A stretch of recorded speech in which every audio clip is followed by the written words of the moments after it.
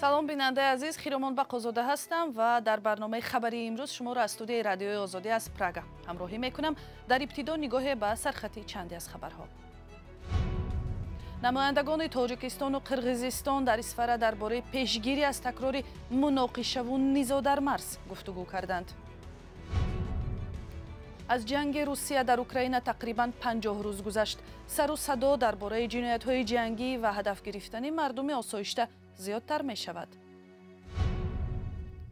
фурӯшандагони корвон бузургтарин бозори шаҳри Душанбе мегӯянд ҳаққи кор дар ин ҷо боло меравад ва қимати молу маводи онҳоро ҳам аз пасаш мебарад.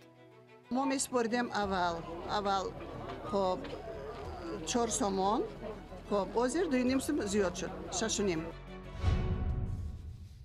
аз бими такрори нооромиҳо дар Марс имрӯз намояндагони Тоҷикистону Қирғизистон роҳҳои пешгирӣ аз ҷангу ҷанҷол дар деҳоти марзиро баррасӣ карданд. дар мулоқот дар ноҳияи Исфара раиси вилояти Суғд Раҷаббой Аҳмадзода ва аз Ботканди Қирғизистон Абдукарим Алимбоев ҳузур доштанд. гуфтушунид замоне сурат мегирад ки сокинони ноҳияҳои марзии вилояти Суғд аз камбуди об шикоят доранд ва онро ба амалкарди ҷониби Қирғизистон рабт медиҳанд. тафсилот дар гузориши Фарзон Муҳаммадӣ. сокинони навоҳии назди марзии вилояти Суғд аз камобӣ ё қисман қатъ шудани об дар маҳалли зист ва киштзорашон дар як ҳафтаи охир хабар медиҳанд. ба гуфтаи онҳо ин вазъ дар деҳаҳои марзии шаҳрҳои Исфарову Конибодон ва ноҳияи Бобуҷон Ғафуров мушкилиҳоеро ба вуҷуд овардааст. Муҳиддин Аминов, як сокини маҳаллаи Бустони ҷамоати Чоркӯ, рӯзи 12 апрел дар суҳбат бо Радиои Озодӣ гуфт ки аслан камшавии об аз оғози моҳ мушоҳида мешуд, вале 3 рӯз пеш як ҷӯйбори обтаъминкуниро аз ҷониби маҳаллаҳои қирғизнишин бастанд ва ҳоло сокинон аз гирду атроф об мекашонанд. ин мушкилотро чандин сокини дигари ҷамоати Чоркӯ низ изҳор доштанд ва гуфтанд ки ин оббандӣ беогоҳӣ ва худсарона аз ҷониби қирғизҳо сурат гирифтааст.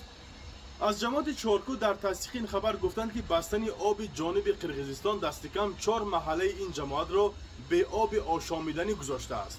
ҷӯйборе ки баста шудааст аз ҷониби дарёи Исфара тавассути деҳаи Куктоши ноҳияи Ботканд ба маҳаллаҳои Ибод Файзуллоев, Бӯстон, Лангар ва Лангари Дашт меояд. дар ин маҳалҳо бештар аз 10,000 аҳолии шаҳри Исфара зиндагӣ мекунанд. як моҳ пеш дар ин минтақа тирандозӣ сурат гирифта буд. сокинон мегӯянд солҳои гузашта дар ин минтақа об баста намешуд ва дар айни кишту кори баҳорӣ вазъи ба амаломада онҳоро нигарон кардааст.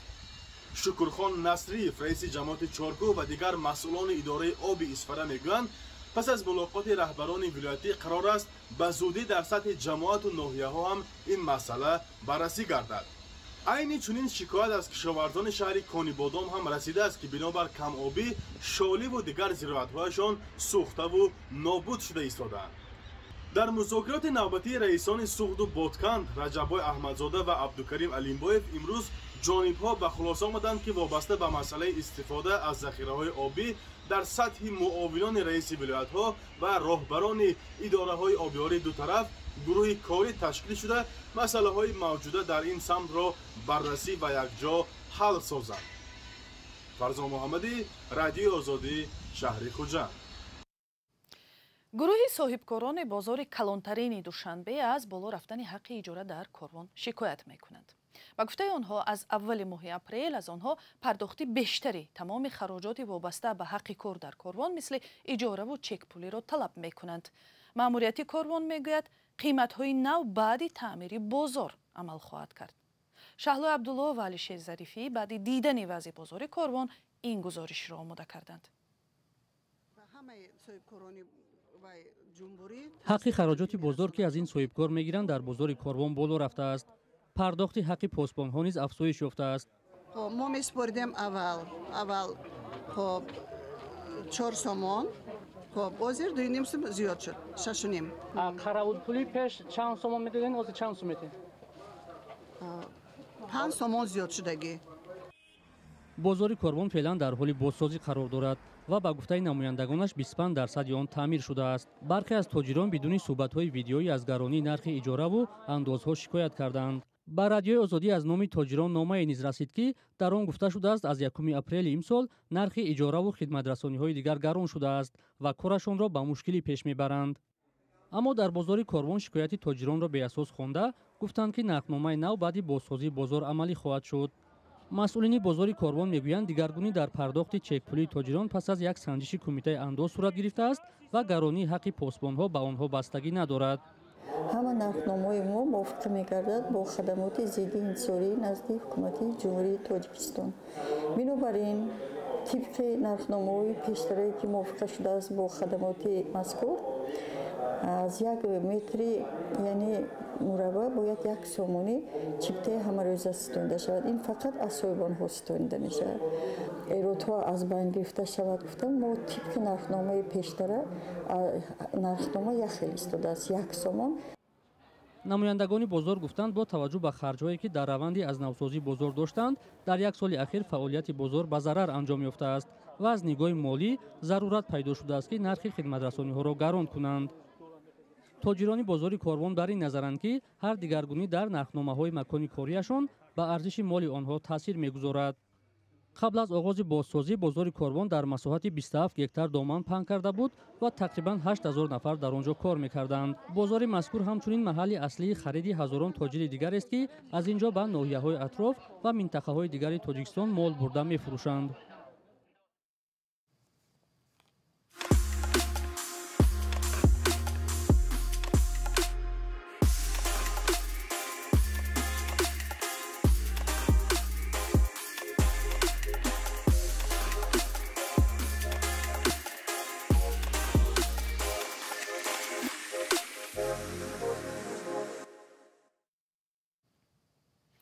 дар остонаи ҳуҷуми азимтарини пешбинишуда дар минтақаи Донбас нерӯҳои Русия ҳаракати худ ба шарқи Украинаро идома медиҳанд.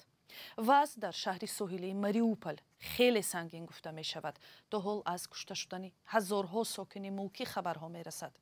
фармондеҳони украинӣ ва мақомоти ғарбӣ мегӯянд, ки Русия нерӯҳояшро аз шимоли Киев ва Беларус ба самти Харьков ва минтақаҳои Донецку Луҳанск интиқол медиҳад. ба эҳтимоли зиёд ҳадафи онҳо пурра таҳти назорат даровардани ин ду минтақа дар шарқи Украина аст, ки аз соли 2014 ба ин тараф шоҳиди низоҳо мебошад. охирин таҳаввулоти Украина дар гузориши Тоҳири Сафар аст. ин гузориш метавонад саҳнаҳои нороҳаткунанда дошта бошад. видеои нави вазорати дифои Русия нишон медиҳад, ки чӣ гуна ҳавопаймоҳои русӣ корвони мошинҳои зирехпӯш ва системаи дифои ҳавоии Украинаро нобуд мекунанд. садои амрико ҳақиқӣ будани видеоро мустақилона тасдиқ кардан наметавонад. кремл мегӯяд фақат низомиёнро ҳадаф мегирад, аммо аксу наворҳо воқеияти дигарро нишон медиҳанд. дар ин навор оқибатҳои таркиш дар истгоҳи роҳи оҳани шаҳри Крематорск аст, ки охири ҳафтаи гузашта рух дод. 10 нафар дар ин ҷо кушта шуданд. русия гуфт, ки ин корро накардааст ва онро иғвое номид, ки гӯё низомиёни Украина раҳандозӣ карданд. пештар аз ин видеоҳои мудҳиштаре аз шаҳраки Буча дар канори Киев нашр шуданд, ки ҷасадҳои канори роҳу зери хокро нишон медиҳанд. дар сатҳҳои баланди ҳукумати Русия нақша кашиданд, ки ғайри низомиёнеро, ки мухолифи таҷовуз ҳастанд, ҳадаф бигиранд. бо зӯриву бераҳмиву ваҳшат онҳоро таҳти контроли худ дароваранд. владимир зеленский раиси ҷумҳури Украина ахиран амалкардҳои сарбозони Русияро наслкушӣ номида гуфт, ки таҷовуз ба кишвараш ба ояндаи тамоми Аврупо хатар дорад. кишварҳои аврупоӣ ҳомиёни мустаҳками Украина ҳастанд, вале нафту гази бисёрашонро аз Русия мехаранд.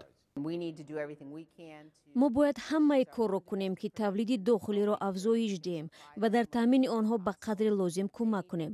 аммо онҳо бояд фаҳманд, ки бо харидани нафту гази Русия ҳар рӯз наслкушии Путин дар Украинаро сармоягузорӣ мекунанд. украиниҳое ки толаи баландтар доранд ҳамчунон аз кишвар мегурезанду ба марзи Лаҳистон мераванд. теъдоди зиёди дигар номеду ҳаросон дар шаҳрҳои дигар мисли шаҳри муҳосирашудаи Мариупол мондаанд. мо бо автобус ба он ҷо рафтем. ба такрор кӯшиш кардем, вале мутаассифона вазъ дар атрофи Мариупол бисёр хатарнок буд. вазъи амнияти хуб набуд. кафолатҳои амниятӣ ки ба мо доданд хуб набуд. барои ҳамин мо аз 20 километрии Мариупол баргаштем. در شهرک برادیانکا ساکنانش میگویند که عزیزانشان هفته ها زیر خرابه ها ماندند و خانه هایشان را سربازان روس پیش از رفتن به خاک یکسان کردند. صحنه هایی که برعکس ایده های روسیه بیشتر دیده می شوند. و اتحادیه اروپا هشدار داد که جنگ روسیه علیه اوکراین جهان را در راستای یک بحران غذا قرار می‌دهد، چون بخشی کلان ساحه کشاورزی اوکراین خراب شده است. یک روز بعد آن که بانک جهانی گفت اقتصاد اوکراین از سال جاری نصف اقتدارش را از دست می‌دهد، رئیس سیاست خارجی اتحادیه اروپا روز 11 اپریل گفت که روسیه به بمباران میدان‌های کشت دست می‌زند. ژوزپ بورل اینچنین گفت که روسیه راه‌های بحری اوکراین را بسته نمی‌گذارد که از خاک این کشور گندم بیرون برده شود و این وضع در بیرون از مرزهای این کشور هم یک حالت تهلکه آوری ایجاد می‌کند. به این هم به گفته بورل جهان از پیامدهای بحران اقتصادی وابسته به پاندمی کرونا ویروس هنوز پوره به خود نیامده است. بورل هشدار داد که روسیه می‌خواهد در جهان یک حالت گرسنگی ایجاد کند. هفته دوم ماه رمضان ادامه دارد. برای مسلمانان تمام دنیا این سومین رمضان در دوره پاندمی است. مرکز امام در امریکا اولین مسجدی است که در آن مردم بدون رعایت محدودیت‌ها نماز دستجمعانه می‌خواند و افطار می‌کند. گزارش صدای امریکا را از مسجد در کنار واشنگتن همکار ما زرنگیزی نوروزشاه تقدیم می‌کند. رمضان ماهی است که مسلمانان را سرجم می‌کند. امسال باری اول از آغاز پاندمی آنها گردی هم آمدن نماز می‌گذارند و یک جا افطار می‌کنند. در مرکز امام که از جانب جمعیت اندونزی‌ها در مریلند آمریکا تأسیس یافته است، مؤسسان اولین بار در 3 سال اخیر برای تعداد زیادی روزه‌داران خوراک و نوشاکی آماده کردند و حالا در تشویشند که این غذاها برای همه میرسد یا نه. بخشی از همه دشوار کار ما این معین کردن تعداد نفرانی است که به اینجا می آیند. 2 سال پیش به دلیل پاندمی ما شماره محدود مهمانان را قبول می کردیم. حالا آدمان زیادی برای افطار و تراویح به اینجا می آیند. من خیلی در هیجانم. قبل از پاندمی در اینجا تمام ماه رمضان روزه‌داران برای نماز و تراویح و افطار جمع آمدند. رمضان امسال برای مردم روزه‌دار تنها در روزهای جمعه، شنبه و یکشنبه افطار تشکیل می شود. اما نمازگزاران هر شب می توانند نماز تراویح را در مسجد گذارند. بعد چندین سال نمازگزاری و افطار طریق آنلاین، این به همایی نمازگزاران را خوشحال کرده است. خوشحالم که همه را در اینجا می بینم و یک جای افطار می کنیم. سال گذشته با سبب کووید 19 تراویح دست جمعانه نمی کردیم. هرچند مرکز امام از جانب جمعیت اندونزی‌ها در واشنگتن تأسیس یافته است، اما در آن در روزهای رمضان برای همه خواهشمندان و نمازگزاران باز است. سهیر، یک شهروند آمریکا از سوریه، باری اول در اینجا غذای اندونزی تناول کرد. واقعاً اکثر خوراک‌هایشان از برنج و گوشت آماده می شود. مثل همه دیگر غذای خانگی با مزه است. ماه رمضان همچنین فرصت است برای تعلیم و صحبت‌های بیشتری دینی، چنین چاره‌بینی‌های آموزشی در مسجد همانا طریق آنلاین برگزار می شود. این اصول هم در دوره پاندمی راه اندازی شد. برنامه ما اینجا به پایان می رسد، ولی برای دریافت خبر و گزارش های بیشتر درباره حادثه های تاجیکستان و جهان درباره تحولات اوکراین به وبسایت azadi.org و صحیفه های ما در فیسبوک، اینستاگرام و همین کانال آزادی ویدیو مراجعه کنید.